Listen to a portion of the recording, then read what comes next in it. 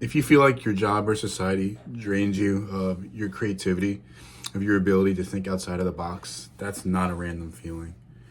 And when I look back to my childhood, I remember, and I feel like most of us remember that feeling of like being a kid, not really much responsibilities, that feeling of like playing inside of a sandbox, right? And the whole point of playing inside of a sandbox and like those kids that are playing with their train set, or they're playing with their toys, their collection of action figures. The number one rule of play, there are no rules, right? So whatever game that, well, not a game, but whatever activity that you're doing as a kid, there's this concept of play, where insofar as whatever you're doing, there's no real end goal of whatever you're doing, right? So on the contrary, right, when you go to school, when you work a 9 to 5 job with any level of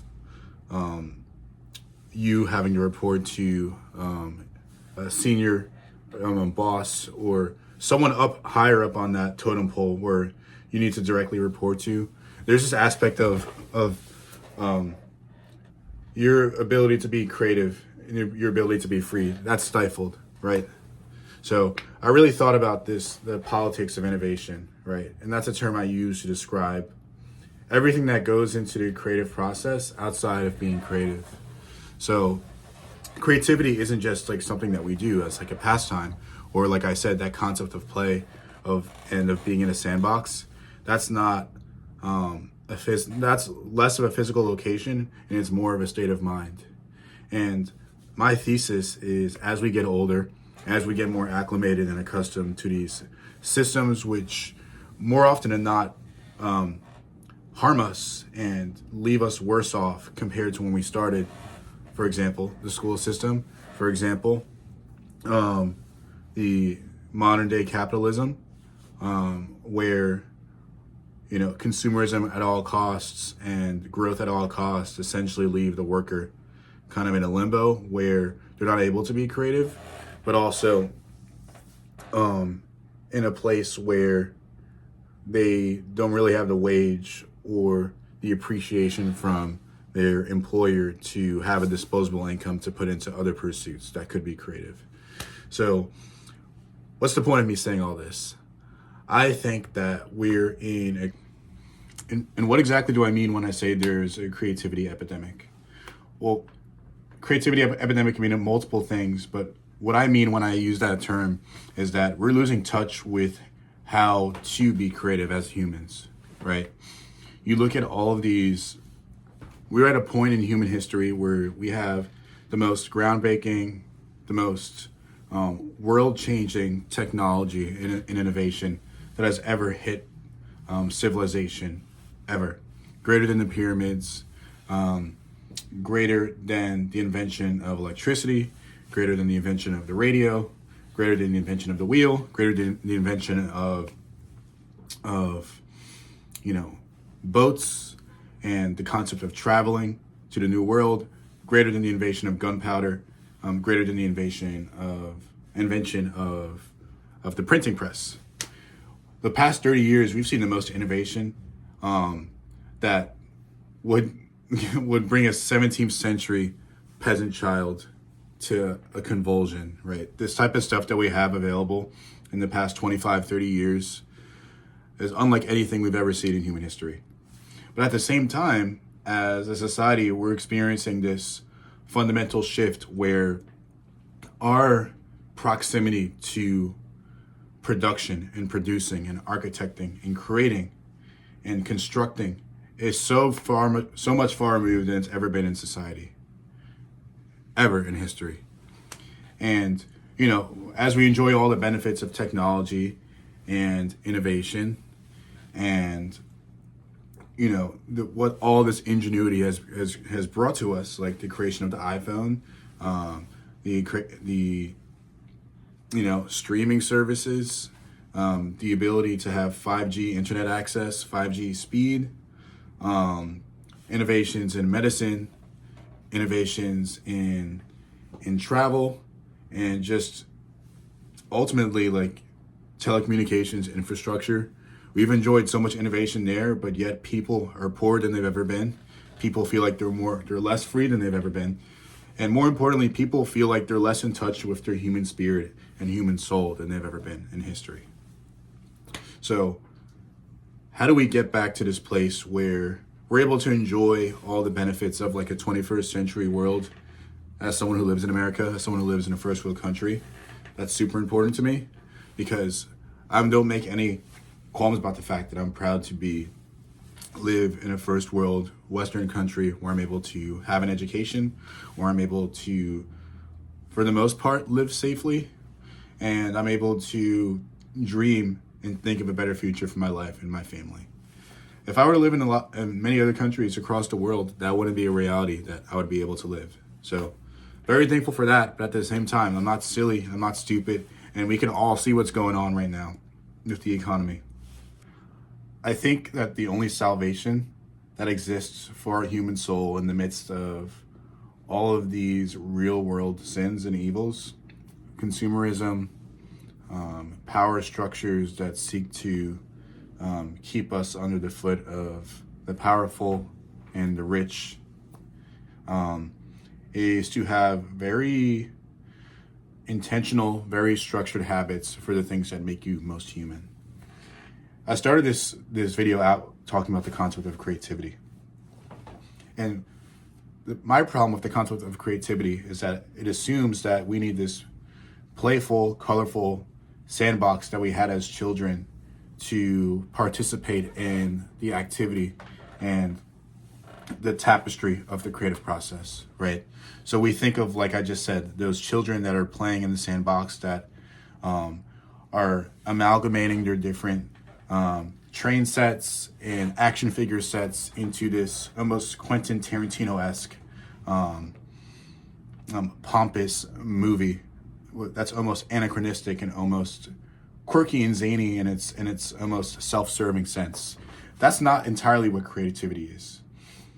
My thesis for creativity is this almost subterranean, brutal mathematics behind building a great habit and building a habit that sticks and stands the test of time, right?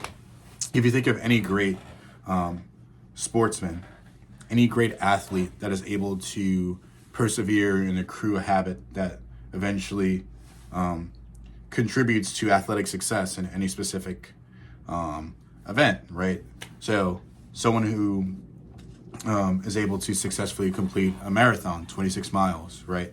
Michael Phelps, who trains every day to be able to win any of his swimming events, which he's won several already, right? All the strokes that go into Tiger Woods practicing to be able to shoot all of his holes successfully under par, right? All the reps that rookie Tom Brady put into eventually securing his role in the Patriots and being the successful legend of a football player that we know today. You know, I can go over and list so many more names. There's almost a brutal mathematics to greatness that a lot of people don't factor into when they talk about creativity. And I think in a world which, you know, there's less of affinity towards this beautiful packaged concept of creativity, we need to resort to the brutal mathematics of reality, right? Of habit building. If you build a habit towards anything that you want to become great at, you're going to habitually become great at that thing, right? So what does this mean in a practical sense, right? If you're working a 9-to-5 job, you feel like you don't have the time to be able to invest in a creative process, whether that's sewing, whether that's putting paint to a canvas, whether your creative process is you being a comedian, you being a playwright, you wanting to be a successful actor. Creativity could look like so many different things, but that could be anything, right? Anything is a creative process because you're injecting your unique, bespoke personality, experiences, and insights into that thing, into that entity of a thing, whatever that thing is. So create a mathematic, robust, habitual routine for whatever it is that you love, right? So for me, it's running, right? I've been running since I was 8 years old, right? And I didn't really consider running a creative process for me until very, very recently. But whenever I was down on my luck, whenever I had mental problems where I felt like I needed some reprieve from the brutality of reality, I went to running, right? Running is where I felt peaceful.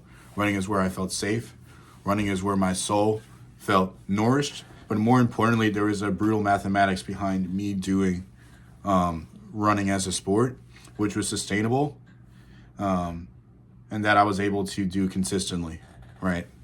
So the moral of the story here is to find there's a lot of things in this world that will seek to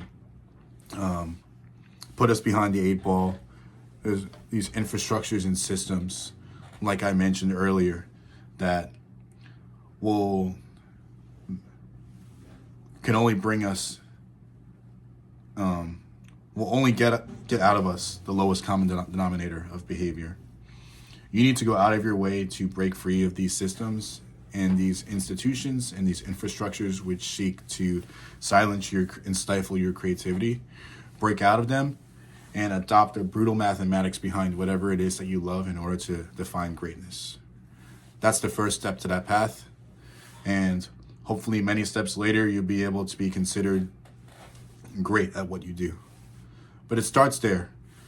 And this video is for those that, are starting from that dark place, are starting from that fundamental lower rung where you don't have all the tools and infrastructure there for you to be able to find other ways. You need to get creative about the process of creativity, right? So that's kind of my camera just went out, but I was going to say that's my thoughts on that. But let me know what you guys think. Like, how do you guys get creative, right? My approach to creativity is based off what has actually worked for me, not like the popular conception of what creativity is, right? Well, like, as much as we'd love for us to like sit in like a meadow of like lilies and flowers and bathe in like the sun and like wear white clothing under like God's creation, right? Like, we live real lives with real problems and real kind of limitations to what we're able to do. So I like the habit formation approach to creativity because it's realistic, right? A lot of us are coming from a place of deficit, of a place of zero, or of a place of lesser, where we're trying to eke and stretch and squeeze, we're trying to stretch and squeeze a better and like more fulfilling life for ourselves. So if you're starting from zero, if you're starting from scratch, then 10% is better than 100%, right? 11%, 15%, 20%, they may not be greatness, but if you're able to get 1 percentage point higher on your path towards greatness, on your path towards success, and your path towards like a more fulfilling life, then I would sign up for that 99 out of 100 times, right? Going 1 degree or going 1 centimeters forward is better than being stagnant or going 1 centimeter behind, right? It's a matter of perspective. So hope that kind of mentality gives you guys some clarity into how I think. Let me know what you guys think in the comments, right? Is that kind of a fair strategy? Is that a fair kind of mental model to like go through life? And what's worked for you guys? Like, what are other people saying about this type of stuff out there, right? I don't know. So let me know what you guys think. If you liked the video, feel free to share a comment, engage. Talk to you guys soon. See you.